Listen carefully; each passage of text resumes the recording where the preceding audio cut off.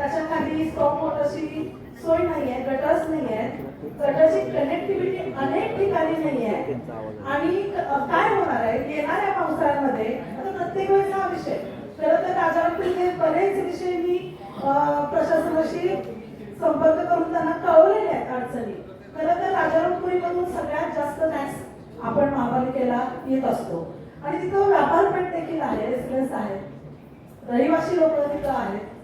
खरं तर राजारामपुरी सारख्या ठिकाणी हार्ट ऑफ द सिटी ज्याला म्हटलं जातं अशा ठिकाणी फक्त ब्लॉक्स टाकलेले आहेत फुटपाथ म्हणून. त्याच्या खाली स्टॉप वॉटरची सोय नाही आहे, गटर्स नाही आहेत. गटर्स असले तर त्याला पुढे वाव नाहीये म्हणजे कनेक्टिव्हिटी नाही आहे.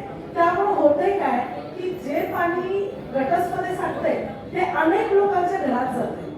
हा गांभीर्याचा विषय आहे, शहरातल्या सगळ्या रस्त्यांचा विषय आहे. अनेक गटर्सला कनेक्टिव्हिटी नाही आहे त्यासाठी. आणि खरं तर हे काम आपल्या टेक्निकल लोकांचं, इंजिनियर लोकांचं, ज्युनियर इंजिनियर असतील त्या लोकांचं आहे. आम्ही कोऑर्डिनेटर म्हणून इथं काम करतो नागरिक आणि महापालिका प्रशासनाच्या मध्ये. तर ज्यावेळी आपण आपले जर इथं अधिकारी बसवतो तर त्याच्यावरती त्याचं लक्ष हवं की नाही.